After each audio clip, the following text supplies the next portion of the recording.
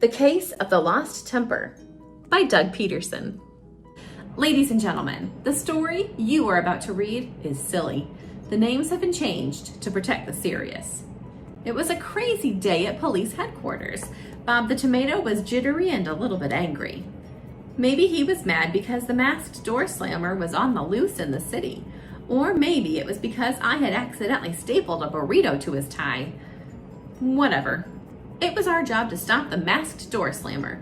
My name is Detective Larry the Cucumber, and my partner is Bob. He carries a badge. I carry a badger. Don't ask why. 10 a.m. This was it. We got a report of a door slamming in progress. So we leaped into our car and drove straight to 105 Hippity Hop Lane. Bob still seemed angry when we rang the doorbell.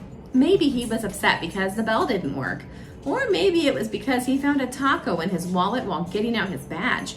I wonder where I had put that taco.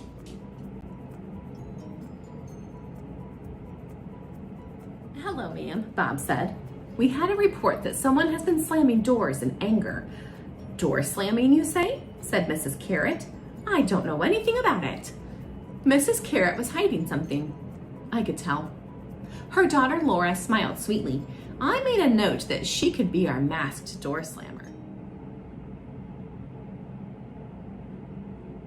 We need to keep an eye on this house, I told Bob as we returned to our car.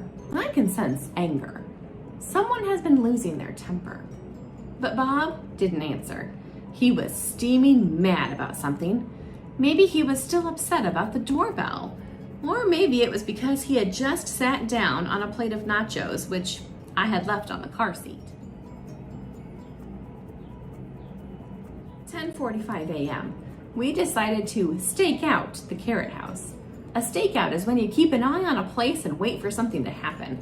We were going to wait for the masked door slammer to show up.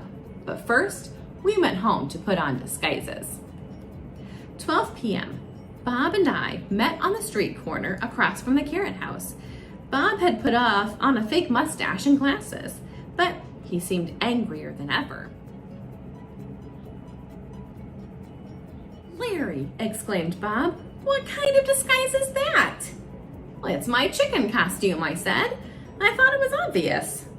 But why would you wear a chicken costume to a stakeout? Bob said, gasping. Because my clown costume is at the cleaners, I told him. Ah! Bob screamed. Then he tried to control himself. When we're on a stakeout, the idea is for no one to notice us. When you wear a chicken costume, everyone will notice us. It's crazy. He had a point there. Maybe it would be better if I did not wear the chicken costume. Oops, I said as I tried to take off the costume. The zipper broke. Bob clunked his head against the light post. That had to hurt. 12:34 p.m. Still no door slams at the Carrot House. They were playing it cool. I wish I could say the same about Bob. Larry, what are you doing? Grumbled Bob. I'm playing on my skateboard, I said. I did not understand why Bob couldn't figure these things out himself. But why would you play on a skateboard when we're trying to keep an eye on the Carrot House? Bob asked.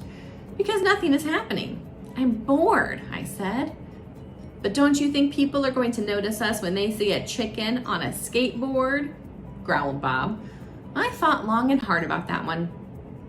You don't think anyone has ever seen a chicken skateboarding before? I asked.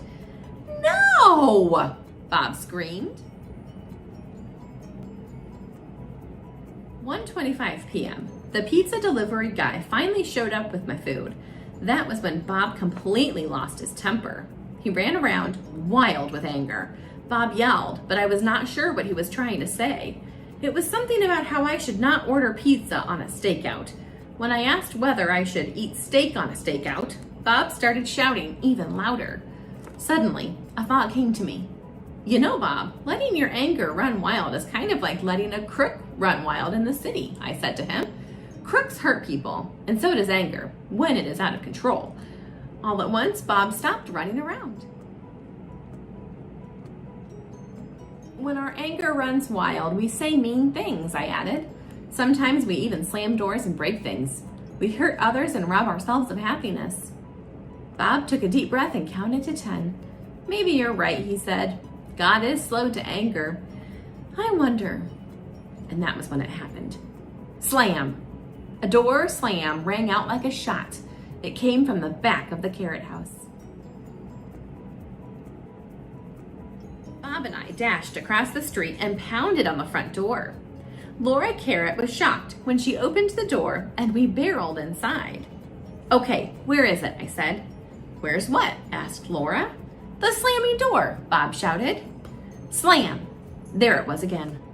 Oh, that slamming door, said Laura. I didn't notice it before. I guess it's the wind, said Mrs. Carrot, coming from the kitchen. Laura, how many times do I have to tell you to close the door all the way? Mrs. Carrot was right. The back door was being slammed by the wind. There was no masked door slammer after all. I looked at Bob. Bob looked at me. Then we both burst out laughing. Even Laura, Mrs. Carrot, and my badger joined in the laughter. The case was closed. 2 p.m. It was nice to see Bob happy again. For most of the day, anger had robbed him of his joy. But his happiness was back. On the way home, Bob could not stop smiling. After all, it was not every day that he got to see a giant chicken skateboarding down the street and eating pizza. Now if I can just get this zipper fixed. A foolish person lets his anger run wild, but a wise person keeps himself under control. From Proverbs 29:11. And that's the end of our story. Thanks for watching.